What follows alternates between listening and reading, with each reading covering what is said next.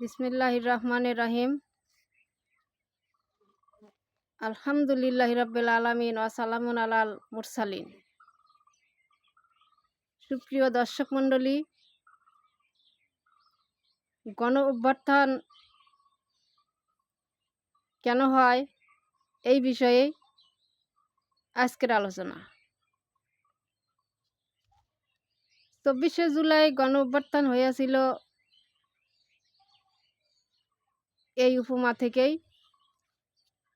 আলোচনাটি তুলে ধরা যাক।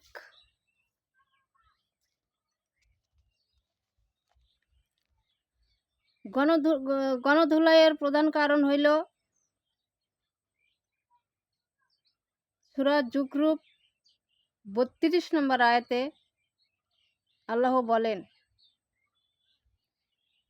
আমি তোমাদিগকে এই জন্য শ্রেষ্ঠত্ব দান করিয়াছি, তোমরা যেন একে অপরে সম্মিলিত হইয়া আমার ধর্ম পালন কাজ উদ্ধার করিতে পারো। কিন্তু দেখা গেল যেই ব্যক্তি উচ্চ মর্যাদা লাভ করে সেই ব্যক্তি আল্লাহর আদালতকে, আইনকে নিজের হাতে তুলে নেয়। তাহারা একটুও চিন্তা করেন না যে সকল নেতার নেতা হইল আমার পরম করুণাময় আল্লাহ তাআলা, যিনি আমাদিগকে সৃষ্টি করিয়াছেন। এই সৃষ্টিকর্তাই সকল নেতার নেতা। সূরা কাহফের মধ্যে প্রমাণ আছে যে এক ধনী ব্যক্তি আর এক গরিব ব্যক্তি, ইহারা দুজন বন্ধুত্ব ছিল। কিন্তু যখন ধনী ব্যক্তি আরো ধনী হয়ে গেল, তখন সে গরিব বন্ধুকে সে নিম্ন চোখে দেখিতে লাগিল, ঘৃণা করতে লাগিল। সে আমার সাথে না থাকুক ইহা চাচ্ছিল। কিন্তু সেই গরিব বন্ধু উনি বলিতেছে যে না, আল্লাহ পাক আপনাকে ধন সম্পদের শ্রেষ্ঠত্ব দান করিয়াছে, কিন্তু আমি যে আপনার সহিত একটা মনের আন্তরিকতা বন্ধুত্ব করিয়াছি, ইহা আমি ভুলিতে পারবো না। আপনি ভুলে যান। তো একদিন কি করিল, সেই ধনাত্ম ব্যক্তি একটা খেজুরের বাগান করিয়াছিল।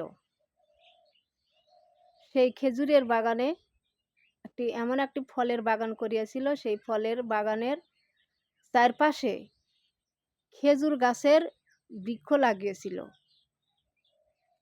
যেন কোনো ঝড় সেই বাগানটিকে তছনছ করিতে না পারে, বাগানটিকে উল্টাইতে না পারে। কিন্তু আমার আল্লাহ যদি গণ অভ্যুত্থান করেন, তাহলে ঠেকানের আর কে আছে। একদিন কি হইল, বিরাট ঝড় এসে সেই খেজুরের গাছগুলিও উল্টো হয়ে গেল, তার বাগানটিও লণ্ডভণ্ড হয়ে গেল। তখন ওই গরিব ব্যক্তি তিনি এই খবর শুনে দেখা করিতে গেলেন। যাইয়া দেখেন, হ্যাঁ, তার বন্ধু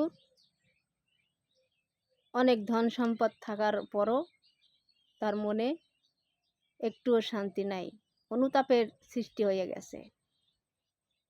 তখন ওই গরিব ব্যক্তি তাহাকে স্মরণ করাইয়া দিলেন, মনে করিয়ে দিলেন, বন্ধু দেখুন, এই সমস্ত বাগানের মালিক হইল আল্লাহ। আল্লাহ আপনাকে দান করিয়াছেন বলিয়াই আপনি এই বাগানের মালিক হইয়াছেন। আর আমার এই কথাটা আপনি কখনোই বিশ্বাস করিতেন না।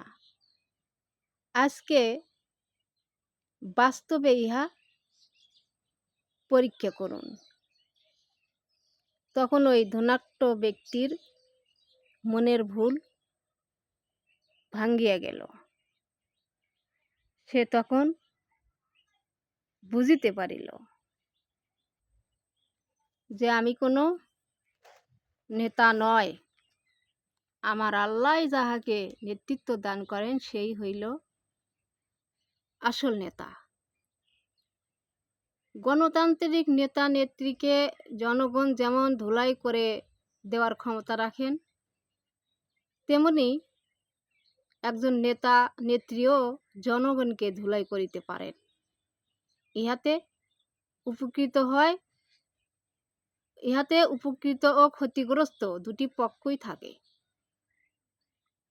তবে আল্লাহ রাব্বুল আলামিনের প্রতি যাহার বিশ্বাস থাকে তাহারই এই গণধুলাই উপকৃত হয়। কোরআন পাকে উল্লেখ আছে, আল্লাহ বলেন, তোমরা আমাকে ভয় করো, আমার শাস্তিকে ভয় করো, কেননা তিনি যাহাকে ধুলাই করেন তাহাকে সম্মান দেওয়ার কেউই থাকে না।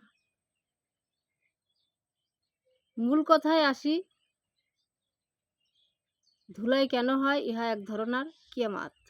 যাহারা কিয়ামতের প্রতি অবিশ্বাসী তাহাদেরই ধুলাই হইয়া থাকে। এই ধুলাইয়ে প্রত্যেক মানুষের আত্মপ্রকাশ হয়। এই ধুলাইয়ে নিষ্কৃত কর্মের স্মরণ করাইয়া দেয়।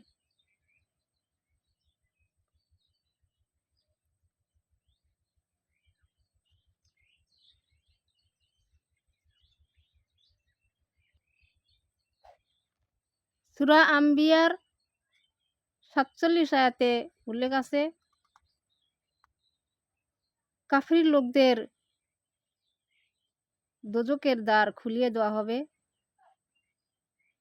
আমলকারীদের ইনসাফের পাল্লা নাজিল করা হবে। সূরা মুমিনিন আয়াত ৬৫-৬৬। এই আয়াতে উল্লেখ রহিয়াছে যে এই গণধুলাইয়ে আমলকারীদের জন্য ইনসাফের পাল্লা নাজিল করা হবে। আর সূরা আম্বিয়া ৪৭ আয়াতে আছে, কাফির লোকদের জন্য দোজখের দ্বার খুলিয়ে দেওয়া হবে, অর্থাৎ সকল ধর্মপন্থীকেই ধর্মপথে প্রচালিত হইবার সুযোগ প্রদান করা হবে। সকলেই স্বাধীনতা পাইবার উদ্দেশ্যেই এই গণধুলাই হইয়াছিল।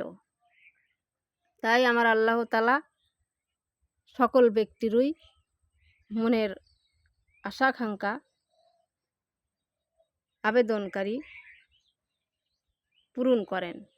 আবেদনকারীর আবেদন পূরণ করেন। ধন্যবাদ সবাইকে। আল্লাহ বাঁচায় রাখিলে আবার সামনের ভিডিওতে দেখা হবে। আসসালামু আলাইকুম।